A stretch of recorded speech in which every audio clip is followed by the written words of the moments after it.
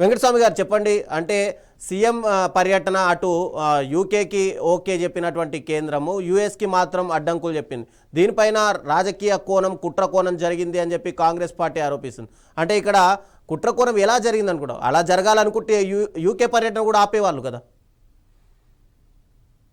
ముందుగా ప్యానెల్ ఉన్నటువంటి పెద్దలకు, మీకు, వీక్షకులకు నమస్కారము.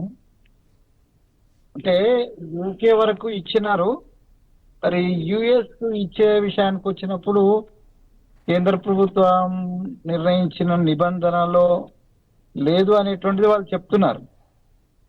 అయితే ఈ విషయము దాంట్లో సరిచేయాల్సిన అవసరం ఉంటే, ఒకవేళ రాజకీయ కోణమే లేకపోతే సంతోషం.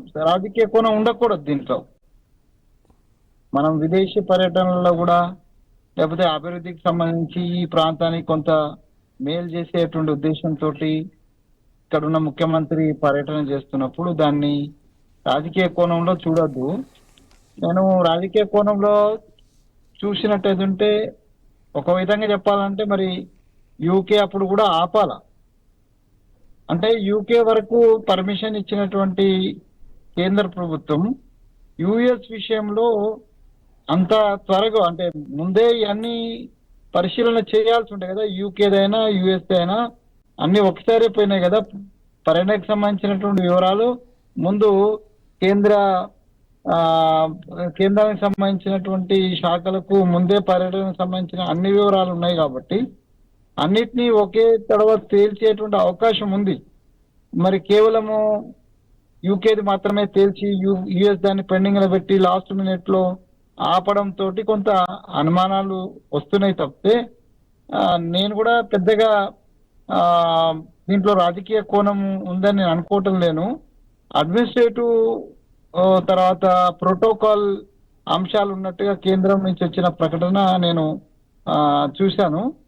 So if that is the case, దాన్ని సరి చేసుకునే అవకాశం కూడా ఉంది. మొత్తం రద్దు కంటే ఎక్కువ ఏ లిమిటేషన్స్ లో ముఖ్యమంత్రిగా వారు ఏ అంశాలను స్పృశించవచ్చు, ఎవరెవరిని కలవచ్చు, ఈ నిబంధనలు ఏమైనా ఉన్నట్టు ఏదుంటే వాటిని కేంద్ర ప్రభుత్వము ముఖ్యమంత్రికి సూచించి దాన్ని సరిచేసే అవకాశం ఉంది. టోటల్ రద్దు చేసి పర్యటన అడ్డుకోవడం వల్ల అనవసరమైనటువంటి అపోహలు కలిగేటువంటి అవకాశం ఉంది. ఈ అపోహలను కంప్లీట్ గా ఈ అపోహలను తొలగించాల్సిన బాధ్యత కేంద్ర ప్రభుత్వం మీదనే ఉంటది.